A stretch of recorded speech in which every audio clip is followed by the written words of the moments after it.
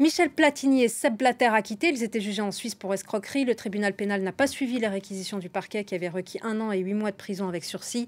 Les deux anciens dirigeants sont soupçonnés d'avoir obtenu illégalement au détriment de la FIFA un paiement de près de 2 millions d'euros en faveur de Michel Platini. Karim Akiki, merci d'être avec nous. Comment s'explique ce verdict? D'abord pour plusieurs raisons. D'abord par le côté très habile de la défense des deux hommes et puis par cette question qui a été posée tout au long des 2 semaines de procès. S'agit-il d'une tromperie ou d'une désinvolture? La défense qui très vite s'est évertuée à montrer pendant les 2 semaines de débat le rôle possible d'un troisième homme. Et ce troisième homme, c'est pas n'importe qui, c'est Gianni Infantino, ancien bras droit de Michel Platini à l'UEFA, puis un élu inattendu au début, en 2016, à la présidence de la FIFA. Alors même si M. Infantino était visé par une procédure en 2020, les magistrats n'ont pas pu l'entendre, en tout cas joindre le dossier. Voilà la première explication. La deuxième, c'est que le tribunal a dû comprendre ce qui s'est passé et l'enjeu, c'était tromperie ou désinvolture.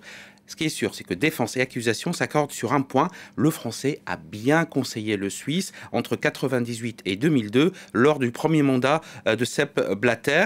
Ils ont signé un contrat. Alors toute la difficulté là, un contrat oral, sans témoin, un contrat qui portait sur 300 000 francs suisses. Et cette affaire a quand même d'un mot illustré la corruption et le sport business. Oui, c'était un feuilleton, un polar à la Simenon, à plusieurs tiroirs, des invités, des hommes cachés, des rencontres secrètes, des décisions secrètes également. En tout état de cause, ce que a permis, les réquisitions ont permis de démontrer que d'abord, il ne s'agissait pas de rencontres secrètes, ce sont des rencontres qui ont bien été documentées. Et puis deuxièmement, on a dit que la somme qui a été versée à Platini, la FIFA a dû chercher dans ses caisses, et bien d'après le procureur, il ne s'agissait pas de ça.